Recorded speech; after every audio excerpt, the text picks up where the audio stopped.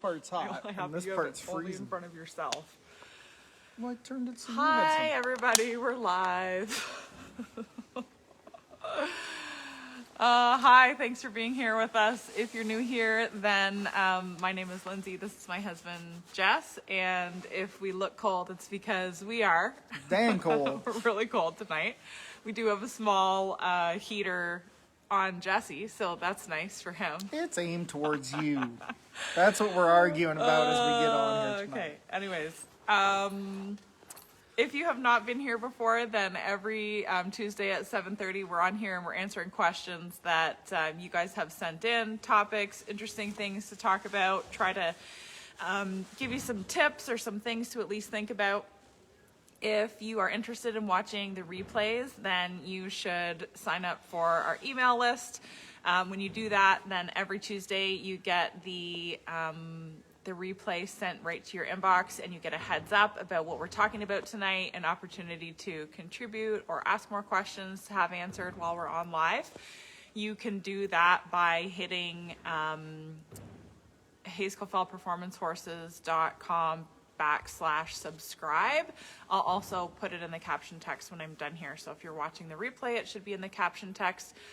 Also, you'll see tonight that we have a link up on the screen for Momentum, which is our online coaching program. Momentum is opening tomorrow for new members. Finally, we're excited to open the doors and bring some new members in. If you have not heard about that program, then you can hit this link and you can have a look at some of the information about the program. If you have questions about it, you are welcome to send either of us a message, and we would be happy to answer that and see if you think that it's going to be a good fit for you. Tonight we're talking about the question was, who are you breeding your mares to this year? So we're going to chat a little bit about some of the things that we consider when we are selecting mares to breed to, try to give you some tips and helpful things, I guess, to maybe think about if you're making a decision about breeding a mare, if you're starting to learn about stuff like that. And we have some shout outs for tonight. Do you want to shout out? Go for it. Oh, you look scared. Go for it. I'm just sitting here by the heater. Oh, I thought you were going to shout out Steve. Yes. We had a gentleman come over today in a rush. He was supposed to come Saturday, but for anybody who doesn't know, in Ontario, we are being shut down again thanks to COVID. We're being shut down tomorrow for lessons. So he rushed over here today. It was nice to meet him. Of course, Steve he's in Momentum. He's been on the wait list for lessons for months, and we finally booked him in. It was not set for Saturday. It was actually for tomorrow. It's actually for Wednesday. Oh, was it tomorrow? For lockdown starting tomorrow. So we were able to get him in today, which was good. Shout out to Steve. Also shout out to everybody who's in our Cut the Chaos Challenge. There's 176, I think, in there as of right now. If you have not joined and you want to, you can still get caught up. You should definitely do it because it's really, really fun. The energy inside of the group is amazing. Seeing everybody coming up with their wins and talking about the things that they want to try to accomplish in 2022 is, it's really fun. It's the positivity that we need right now. So shout out to everybody in the challenge. If you haven't done your assignment for today, then I'm gonna call you out. Get your assignment done. Get your task done. Okay, question was, who are you breeding your mares to? I see a bunch of you are online with us now, so thank you for being here. Vicky, Lynn, Ingrid, Billy Joe, Leanne, Jill, Glenda saying welcome to the deep freezer. Yeah, it's chilly. Pat, shout out to Pat too, who earlier today said that the Tuesday night lives are the highlight of her week. That was nice to hear. That was really nice to hear. Okay, what goes into selecting a stud and what mares are we breeding to? Take it away. It's your time to shine. For me, which studs we're going to breed to is whichever ones my wife wants to. Mm-hmm, correct. because no matter what them foals are, I have to live with my wife for 365 days of the year till it's foaled. So I'm, Yeah. So, yeah. aside from that, Well, well, I guess it's We're true at- though. You have to like them, and we yeah. have to agree. And there are some studs that I want to breed to that she doesn't, vice versa. And if we don't agree, we just don't do it. Sometimes we go, yeah, whatever, and let each other do it. But all in all, if you don't like it, right off the get-go, there's too much you gotta money be and time. really excited about breeding to a stud to justify doing it, I Yeah. think. And we're at that time in the year where it's like, it's stressful to make a decision. You got to fork the money out.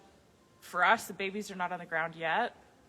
Once the babies are on the ground, sometimes it's easier to make a decision. I find it's easier to make a decision about breeding because you actually have the babies there. But we're at that stage right now where it's like, at least I am at that stage right now where I'm like, oh.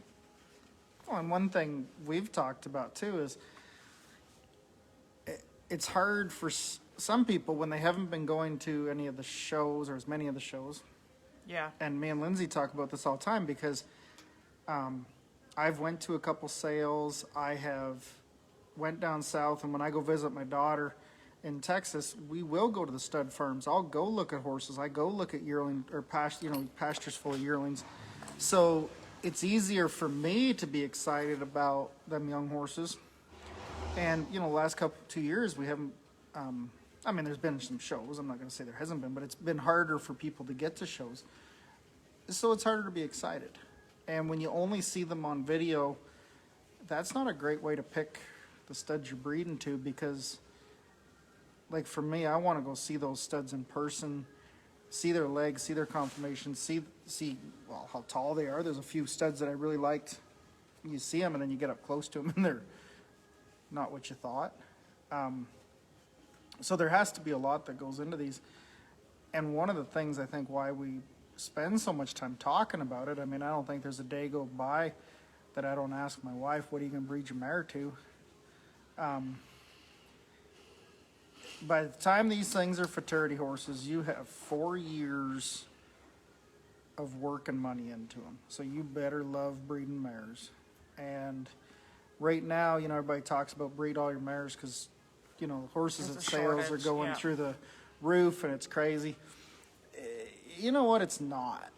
And I think that's something I think a lot of people need to realize. The ones at the sales are going crazy. But, and I'm not saying they're, I'm not saying handful they're, of them. yeah, I'm not saying they're not more expensive right now, but you can still buy nice horses reasonably priced. And I mean, you get on Facebook and you'll see all the crazies because everybody thinks they want a bunch of money for their horses. And yet you can still buy them reasonably priced. And it doesn't matter what the market is. You're going to be with these things for a long time. You need to really be invested and really like that stud horse. And you better really like your mare. And I think that's a huge thing. If you don't love your mare, don't breed her. And I realize as the horse trainer, I should be the one saying Love, yeah. I mean, sorry. like you got to want. Like a lot of people love their mare, and that doesn't mean that it should be bred. I don't mean love them like cuddle them and hug them and It she has gives to you kisses be- in the morning. I mean, you look at this horse and say, I want to reproduce that. Yes, I want those and not just myself. Like that's the other thing is it's like you have to. I mean, if you're breeding for yourself and you're only breeding because you like your mare, that's not enough. It has to justify being bred. It has to justify having a baby, in case you're not the one to take care of it. What would you say disqualifies a mare from being bred? Not trainable. Yeah, people will Not breed them sound. because they're not sound or because they're not broke or because they're, something's wrong with them. That doesn't make any sense. If you're breeding them as a last ditch effort, don't breed them. If you didn't love that thing and want to train it and want to do it, don't breed it. When you start talking, and what we're talking here too is breeding horses, or I guess this is something I should have asked. Are we talking like breeding locally, breeding out? There's so many parts to that. if I'm going to spend the money and breed out and ship semen or all that kind of stuff, I better like that mare a lot. And I better have enough of my customers looking at me going, I want one out of that mare. Because I need to sell the horse. You know, it's different if you're keeping it for yourself, but for us, we have to sell them. You know, you have to have a market. You have to have enough people saying that's a good mare to justify it. And not just your friends because you bought them a beer that night and they all sit there and say you should do it. If they won't write a check for the baby, then that's the problem. That's the end of the result. You need to have people want that baby. And not just because you're trying to sell it, but because that's a responsible part of breeding. That's your responsibility as a breeder, is not just to breed something for yourself. It's to breed something that is marketable, like that can have a life, will be taken care of, and you know, kind of continue on outside of your care if for some reason you weren't able to take care of it, I think. There's a couple questions in here, but we have only got into. I like knowing the sex, conformation, temperament, color, size, etc. before spending a dime. Oh, buying them saying age is the best way to do it. Average cost. Glenda's saying the average cost of a 4-year investment in your experience. Ooh. To make a show horse, send it to a trainer, you're looking at $25,000. I don't think you get any cheaper than that. You know, you're going to have some vet bills. You're going to have if you're including what you cost to keep the mare, your vet work, your breeding fees, if you're boarding it out when you get it bred and you're paying mare care on top of, you know, whatever your farm is, like. Yeah, when you actually look into it, it's expensive. Yeah, it's a lot. It's a lot. I mean, we're talking about, you know, paying something into a futurity program or having it broke as a 2-year-old. And yeah, that's 2 years of training, getting them up but, to the futurity. Yeah. I mean, they're not cheap. Somebody is saying, also, if you breed and things go wrong, the bills add up really quickly. OVC made me fork out a lot of money just to get in the door and try to save them both. Yeah, so that's the other thing is if stuff goes wrong, it gets really expensive, and not just at OVC with surgeries or whatever care they need there, but also if they don't get enough colostrum. Colostrum is expensive. Holy moly. Oh, that's a big investment too. But let's go back to what goes into selecting a stud. Most important things. You have to want to do it. We covered that. Your mare has to be legit. We covered that.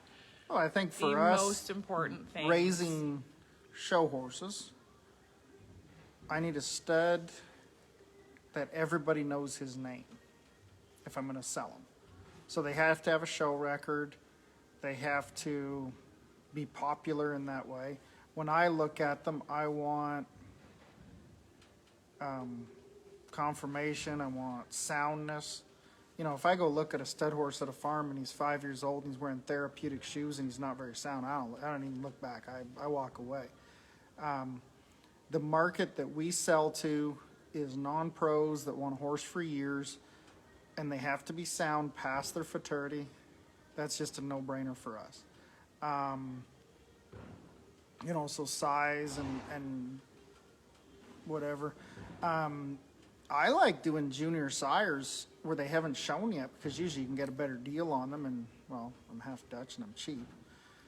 So I like doing those. Your safer bet, obviously, are your older studs, which are going to be a little more expensive, that have proven that they are good sires and the babies show and people like their babies. You know, the cheap way is a junior sire who, you know, hasn't proven himself yet. But, you know, they have to have shown. And I really don't care if they won a major. I like to see them show by a couple different trainers or non-pros. And I like to see them shown for a bit of a time. That's something that really sticks in my mind. You know, if those things are still showing at 7 and 8 and doing well and looking happy and looking nice, I really like to watch them stud horses at the warm-up pens at the horse shows, and see what the trainers have to do to prepare them. And I think that's a disposition part and a trainability part. If somebody has to ride those things really hard for a really long time, and I'm not blaming the trainers on this one. I mean, there's horses I have to do that too also.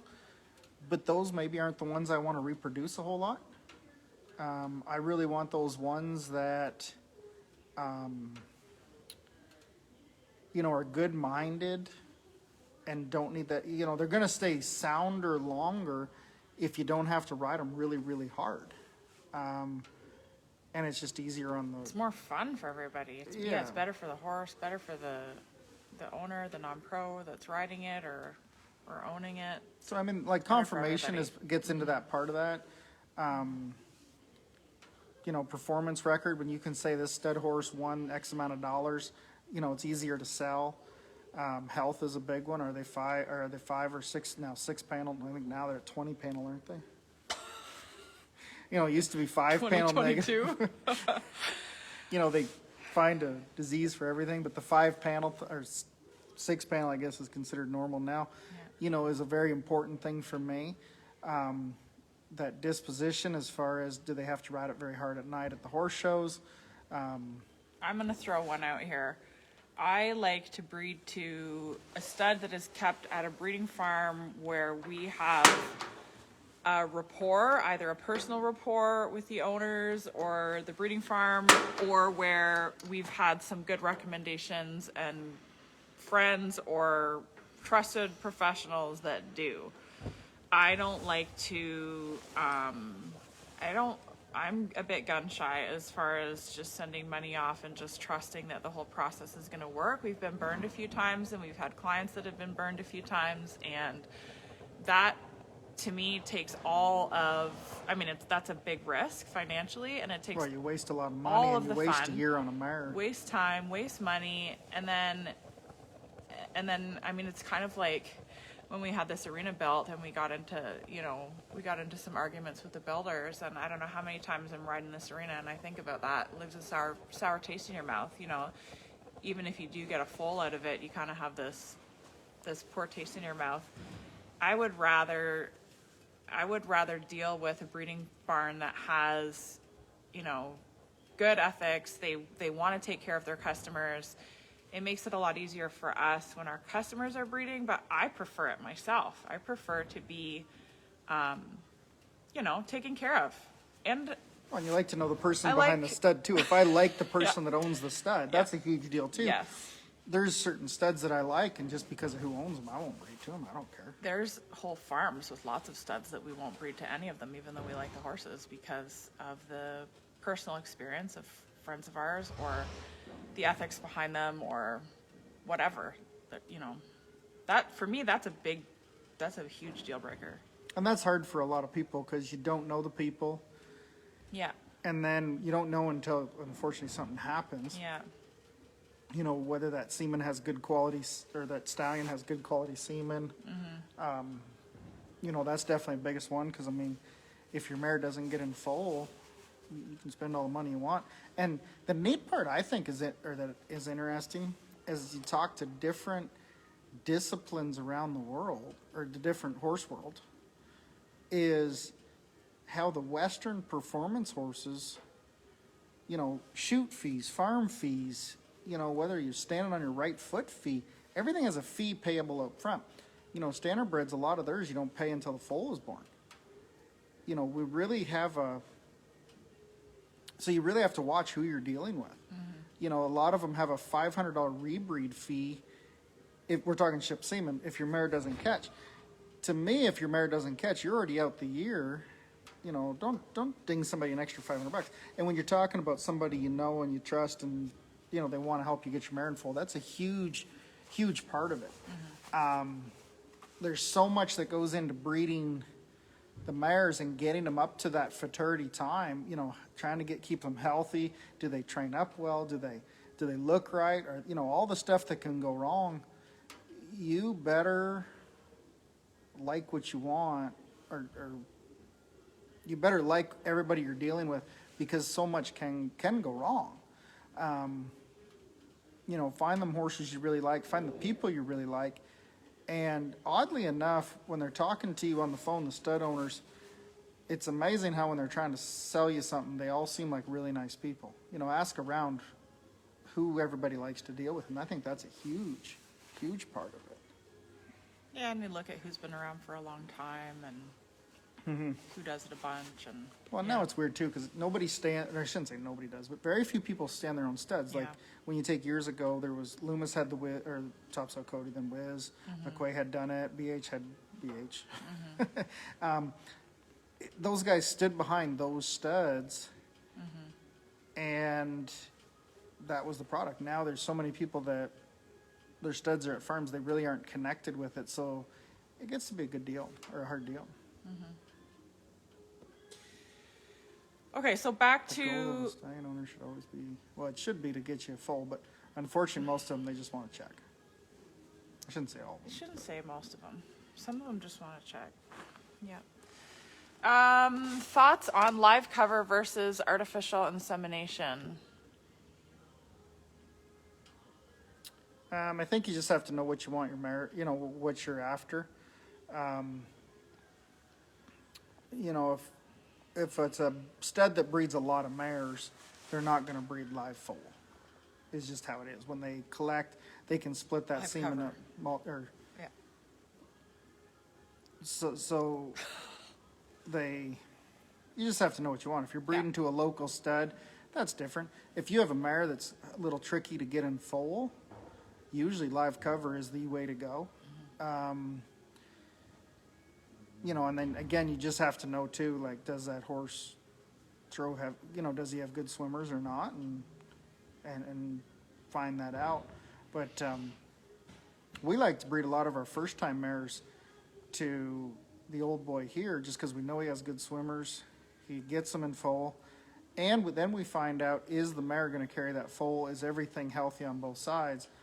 And we can go from there before we spend a lot of money shipping semen into other studs. So we always have usually one foal around the farm that is by the stud here, and then we try to breed out, you know, maybe one or two outside horses, so that we always have some different gene pools sitting here. Okay, trick question: who you breeding your mare to? I knew you were going to ask that. Who am I breeding my mare to? Which one's mine? What one are we calling mine right now? Well, they're all yours. They're all mine. No, The they're juice. all mine. Okay, so the one we always call her mare is Smart Leg Juice out of a Hollywood Dunnet mare. She made 10 grand-ish. Lindsay showed her quite a bit. Big stout mare. Can we say? Well, there are mares, so I don't care. Big stout mare. Well, I'm What, just are saying. you're gonna rip on her now? Yeah, I'm gonna rip on the on her. internet. Yeah, Well, we're gonna try to sell the babies. I don't care. forget. It's the truth. No, you're We're right. just gonna say Yeah, the truth. I'm fine with it. She benefits is, how old was she when you showed her? She wasn't 11. young. 11 years old, had been shown by multiple people. Lindsay got along with her the best. I think the biggest thing with her, she can be a little grouchy if you get after her a certain way. Ride her a certain way, she loves it. If you don't, she doesn't love it. She's typical Dunnet bred mare, downhill on the front end. Big stopper, stopping anything. The one thing I like about her is she's the same trip every time. The one thing. Well, I shouldn't say the one thing, but same trip every time. You know, however you prepare, she didn't change in the ring. She didn't throw any tricks at you. And big, you know, stopping anything. So what we look for on her, and she can be a little lazy. So what we look for on her is really good top line, something real balanced across the top. When I say balance on the top line, like withers to hip, you know, I want those to be equal in height. Riding a 2-year-old, I guess now it's a 3-year-old. You know, big stopper. Holy moly. That thing can drag its fanny. This is the 3-year-old out of this mare. That's Yep. by Smart Spook. That one's a smart spook. The 2-year-old we sold to Craig Black, which was by a son of Smart Spook we had. And then we didn't breed her when COVID hit, so there's not that year. And then she has a no now smoking she's required in her enfolded, belly. no smoking required. So what are you gonna breed her to? It's all on you right now. I really like no smoking required. I'm excited for that foal. I could go back to that. I like the electric code that you just wrote. I don't know. I don't know. How's that? How's Okay, that so here's how we're for going to the breed your mare answer? then. Everybody can vote. Everybody vote. Everybody puts a So vote up. somebody said, when I asked this question earlier, somebody said Inferno 66. They would breed to Inferno 66. Lynn Mather said she would breed to Inferno 66. She doesn't have horses anymore. And that, to me, was one of the ones that I liked when I watched, not live at the Futurity, but when I watched the live stream. I liked a bunch of those. Mm-hmm. I liked a bunch of them. I didn't watch very much of the non-pro this year, and ordinarily, if we're in Oklahoma, I like to go watch the non-pro more to see what horses I like, because for me, disposition and how easy they are to show is so important. Like, I will pick, I don't care what color it is, I don't care what size it is, I don't care if it looks like it's good-natured and it's easy to show, then I like it. Like, remember the first year we went, and every single one I liked was a Nip It in the Bud. I just loved, they just looked so, Oh, really? yeah. You don't remember this? Like, Nope. 2009? Not a long time ago. Not that long ago. Anyways, for me, that's the big thing. So everybody can vote on what she breeds. Everybody the juice should mare to. vote on what we breed. Yeah, what we breed the juice mare to. The one that I have a say in more than Juice isn't actually our mare. We keep her for some customers of ours. Is a chocolate Chickalina mare who I showed. She won a couple grand, won a couple bronzes. And unfortunately, COVID has stopped us from showing her babies a bunch because we have 3 of them ready to go. And we have a 3-year-old that I am really high on. Anybody that's been here knows that. 4-year-old now. Oh, yeah. And he is gorgeous. He's by Little Joe He's by Little Cash. Joe Cash. And Which, he's a stud whose that idea I was it to breed to Little Joe Cash? Breed that mare to Little Joe Cash again? Whose was that? Sue's. No, it was not. It was mine. So the chocolate Chickalina mare is a typical chick mare. She's not real big across. She's not a big stout mare. She's extremely athletic. I'm not going to hurt anybody's feelings here when I say she's not the most gorgeous mare in the pasture. And she can be a little neurotic. She can She's a touch neurotic. touch neurotic. And she was one of my favorite mares to show. Just, you could count on her. When she would get worried in a show pen, she would come to you and say, how do you want, like, what do you want me to do? Yeah. And I really, really like We're saying neurotic, but like, quirky. I mean, she's just anxious. She's Anybody could ride her. Really she was a saint cool. to ride. Yeah, really sweet and really cool, but weaves. Yep, out in the field. Weaves you know, out in the is what field it on is. 2 legs. Yeah. But she's not a very big mare. So the Little Joe Cash, I mean, he is stout. You know, he's a Yeah. typical new check. Oh, and then he has the Zampar bar on the bottom side of that. And that mare actually has Zampar bar on her bottom side, which is not a really popular reining bred horse. You know, the Zampar bars, even though they produced really well years ago, he's kind of fallen out of style. But we really like that one. And she's getting a little older, so we, knock on wood, we got her in foal this year. But we'll see if she'll take another one for next year. And Who are you gonna breed her to? I'd go back to Little Joe Cash. Yeah. You know, when they hit a home run like that one, I mean, it's kind of a no-brainer. I've liked all of her babies, but the Little Joe Cash is just has that something extra. I mean, he's just the deal. So going back to that, when they hit a home run, I really like the Smart Spook out of the Smart Lake Juice mare, but I don't want to breed back to him. Yeah, but I don't think he's a home run. I think he's a nice horse. I love Smart Spook. And I really that's a nice two. I really like that horse, but that wasn't the best breeding experience. I don't No. want to go back to that. There was that too. Yeah. Okay, so the one that I'm unsure of is a Rowdy Yankee mare we have, who's out of a Mr. Melody. No. She's out of that horse. Grapevine. Now I can't think. Jack B. Nimblemar, who's a Hollywood Jack. And she's a big, big mare. She'd be 15 hands and just big. Big everywhere. And she hasn't produced yet. She had one that I sold. Would that be a 3-year-old? It's a 4-year-old because it's the same as the Coming 4-year-old now? Little Joe Cash. Yeah. And that was the only baby she's had. And she's in foal to Little Joe Cash now. So I'm kind of excited to see what that throws out. But I don't think I want to breed her back to Little Joe Cash. I don't know that I'm going to stay that way. I'm kind of thinking with her, like Gunner Done It Again or something a little more flexible, a little more nimble, which is odd to say because a lot of the Gunners are not, but that horse definitely definitely excites me. But what do you think on that one? You want to breed her to Gunner Done It Again? Yeah, I know you were. So Gunner Done It Again was a horse that a lot of people kind of forgot. Yeah. Because he was in Brazil for a bunch of years. And he came over. He is the horse that, if anybody remembers the World Equestrian Games, there was a runoff with Cade McCutcheon and the guy from Brazil. This is the horse from Brazil. And I forget what he scored, but it was like a 220 something in the runoff again. And horse walked out of there like, let's do it again. And to me, that was a big thing. And then I started watching some of the videos of babies in Brazil.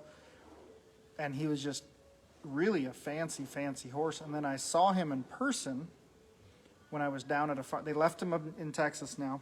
And I saw him in person, and he really struck me. And I'll put it out there. A lot of the Gunners don't excite me as much as some of the other breeds. And nothing against them. I've actually got a bunch of them in the barn. I like them. But I was surprised how much I like that horse. That was kind of a unique one, I thought.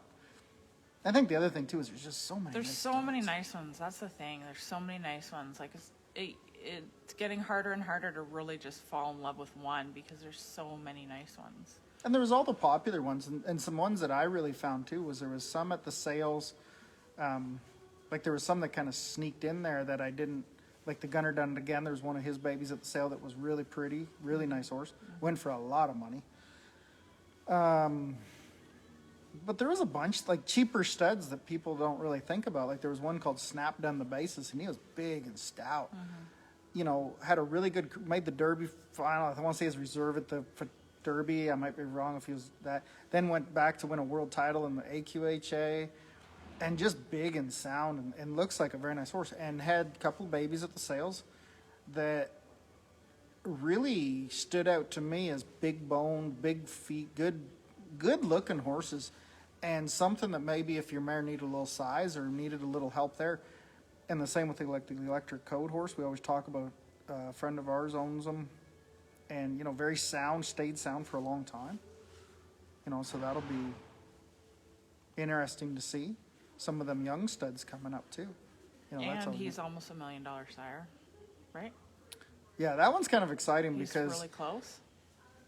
Yeah, electric code's kind of interesting, I think, because the gentleman that owns him, Jared Leclerc, he bought him as a yearling at a sale, brought him in, rode him, showed him at the fraternity. I forget what he was, third or fourth at the fraternity. Made $200,000 because he was eligible for all the divisions, yada yada, and kept the horse his whole life. And he's just about $1 million sire.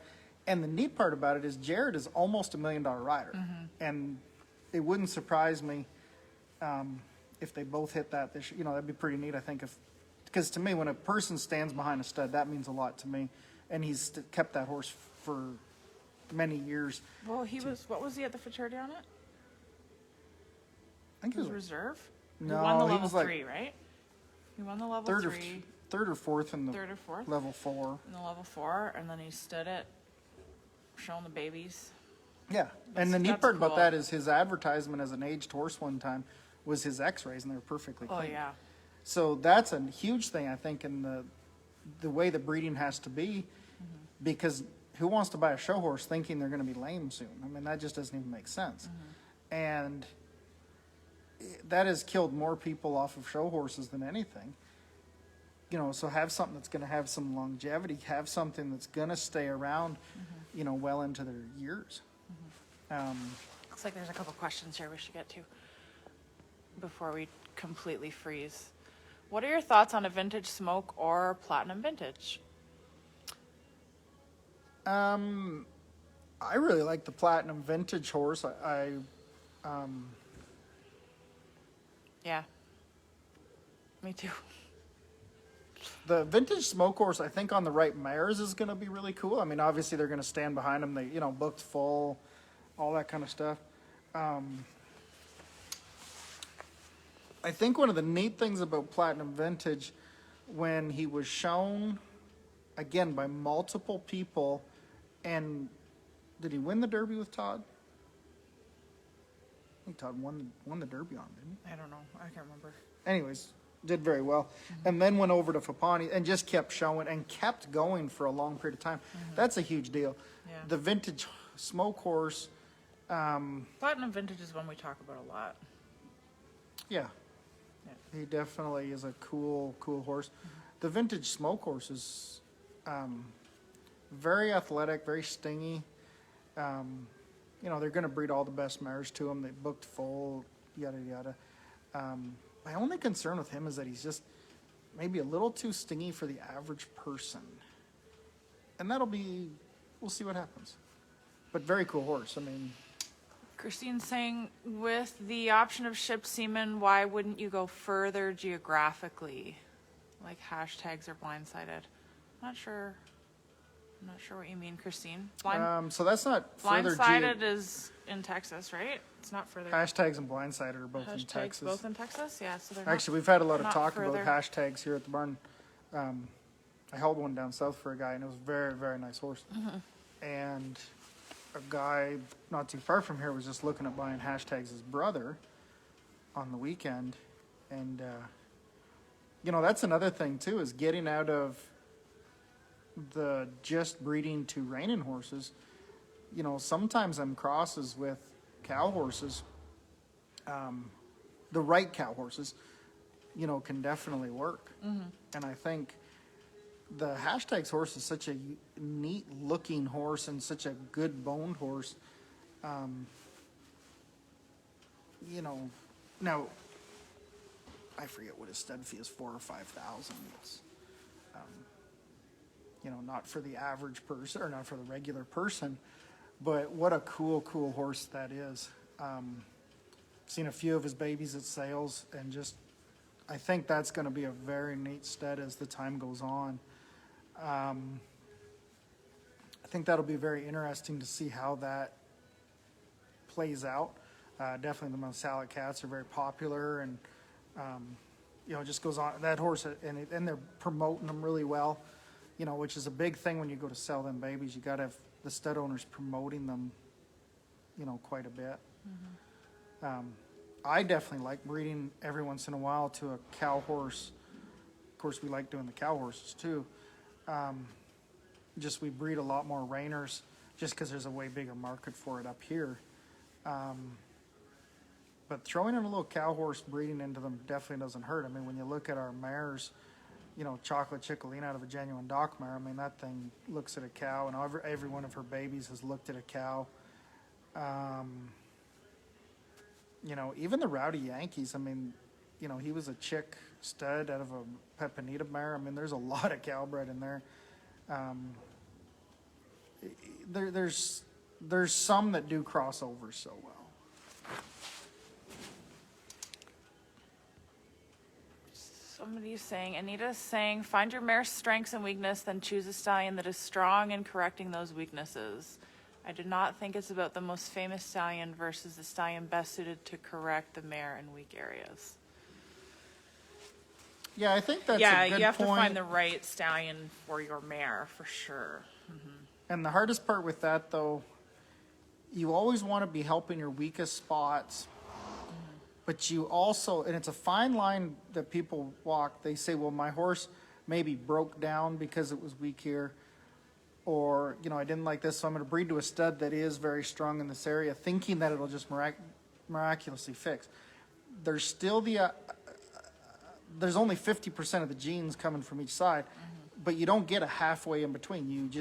Sometimes you just don't get it. And that kind of gets back to, you better make sure your mare's still good enough to want to do that. I agree with what is said, and you're right. You always want to, like when we talk about the juice mare being a little downhill, I want to make sure everything's very, very good across the top line to help her out. This chocolate chickalina mare, I want to make sure it's a big stout, big size on that hip. But you got to watch that you're not relying on that. Yeah. To bring that in. Yeah. It's a tough gig. I mean, breeding horses, when it works, you feel like you're really smart, and the rest of the time you shake your head and wonder why you did Do you it. feel like you're really smart? I never feel smart. When you ride that little Joe Cash, you feel like you're smart? That one I feel smart. I feel like I'm a horse trainer on him. A monkey could have trained that thing. Oh, man. Okay. Who else what's your 5 favorite studs? If you're just going to go that way. No, not thinking of mares, just what's your 5 favorite studs? This is something I'm really bad at. You're putting me on the spot for trying to remember names. And yeah, you kind of did that to me a couple weeks ago on this, where you said on the spot, what was it, rapid fire or something? Yeah, but it was your give them out here birthday. right now. 5. What's your 5 favorite studs? Well, my 5 favorite studs, I like Smart Spook. He's still one of my favorites. I really like No Smoking Required. Oh man, I'm gonna miss a whole bunch of them. I like Inferno. That one is one that definitely has piqued my interest. I really like, this is maybe a little bit silly because he hasn't earned nearly as much, but I really like the Magnum with a Dream colt that we have here, and I really like the Magnum with a Dream filly that we have out in the field. So I really like that. I'm not 100%, I don't know if I have the right mare to breed to him, but I really like him. I really like those foals that we have.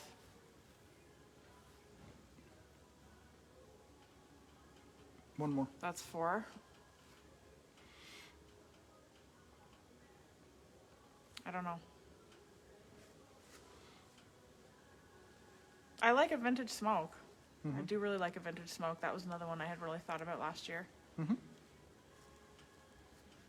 You? 5? I don't have to answer it because I asked you. Oh, fine. Whatever. Okay. Okay, thanks for being here with us, you guys. Like I said earlier, if you are interested in the replay, then you can sign up for our email list. The other thing with the email list is that if you are on there, then you will get the invite to Momentum, which opens up tomorrow, which is our online coaching program, which is really cool. It's very cool. It has a lot to offer. If you think it might be the right fit, send me a message. I'd be happy to chat with you about it. And we will be here next week on Tuesday at 7:30. We will be 1 week into lockdown, so we won't have seen any other humans. This is like getting stuck in a time capsule. You sound like it's going to be like weird. If you haven't saw us, please come call us. Please come on to our Facebook Live.